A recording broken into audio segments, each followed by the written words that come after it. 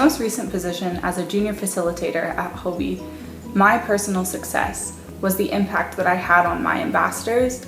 And after the first day, I wasn't quite sure how I was doing with the position and if my group was even going to click at all during the whole seminar. But that first night, I really saw them open up and talk to each other. And after that, we had some great group discussions. They opened up to me and everyone else in the group about their own lives. And I really saw the leader come out in each and every one of them. And they say it's because of me, but a lot of it is because of them. But I'd like you guys to hear a little from my ambassadors on how I impacted them. So Emma impacted me by showing me how to be a leader, not only by leading by example, but also by reaching out to people and getting everybody involved. If you want to be a successful leader, you have to be willing to take that extra step. Get that one extra person to get involved. She made me open up in our group time more than I ever have before, and our group became so close, and she was the main link in that. Like, she was the glue. She was like trying to give me a hug, but I wouldn't let her. So then she hugged me all the way from the lecture hall all the way back to Ford Hall. She wanted all of us just to kind of come out of her shell, and when you have somebody hugging you for like a quarter mile, that kind of makes you just want to act yourself. You can't really build up your wall anymore. although the seminar was overall a success, I do feel that I had a couple failures that were a part of it too. And one of them being that I really had a hard time letting go and letting the ambassadors take control of different activities and group time and discussions, and it really just had a hard time seeing that they were capable of starting discussions and leading activities.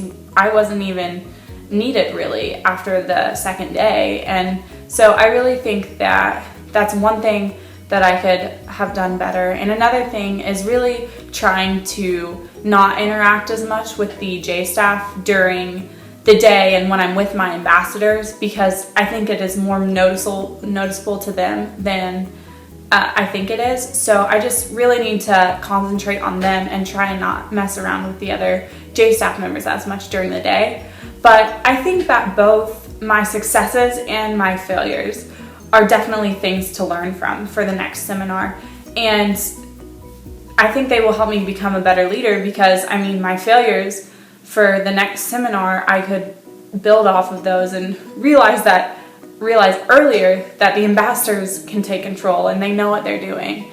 And then my successes, I can also build off those and try and make them even better, or make my seminar even better and make the ambassadors' experience greater and more positive, but also helping them.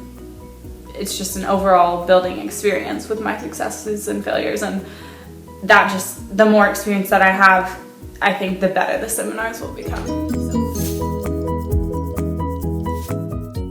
Overall, J-Staff operations ran very smoothly throughout the entire year, not just during the seminar, but all the preparations that we made before as well. And the only thing that I would change about it is that on the second day, I felt that I didn't see my group very much, and I wish that I would have been able to see them more or had more group time. So I think that would benefit the ambassadors, because the second day is a very big step in the Hoby experience, and really letting go and being able to let down that wall and have them be able to have fun at the Hoby Olympics on that second night. And so I wish I would have had a little bit more group time to talk to them and help them open up. But other than that, I think everything ran very smoothly.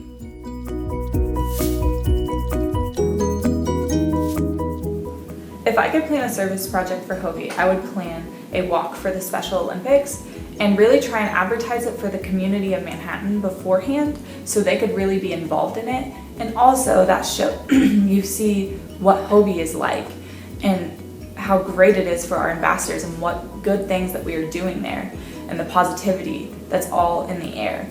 And so I think that a walk for Special Olympics or any organization that someone feels passionate about would be awesome, because we're not only raising money for someone else, but we're also bringing in the community and showing them what Hoby's like and what kind of people we want to see in the world. So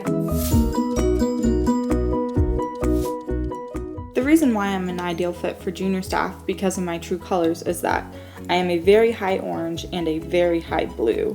That means that I have the perfect amount of spunk in me to get the ambassadors going and get them loud and cheering, but I also am very compassionate and can have great group discussions because I'm such a good listener and willing to listen to everything everyone has to say and help them. And this also can be a challenge for me, being a very high orange.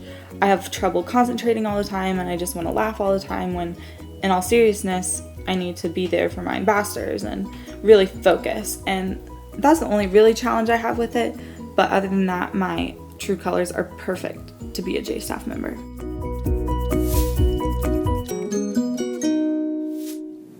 The position that most interests me is a junior facilitator because I really would like to build off what I learned last year from being a junior facilitator and just try and make this seminar an all better one.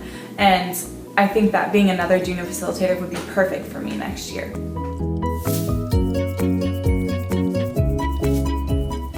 In 5 to 10 years, I see myself being on senior staff of Hoby and leading groups that way. And the position that most interests me on senior staff would be head of the junior staff, like what Tabry is doing now, because I really enjoy working with youth and I think that would be a great job and full of enjoyment and really involved in Hoby still, even though you're not on the junior staff anymore. And it's still doing a little more than what some of the senior staff members do or just the regular senior staff members. So that is what I would be interested in.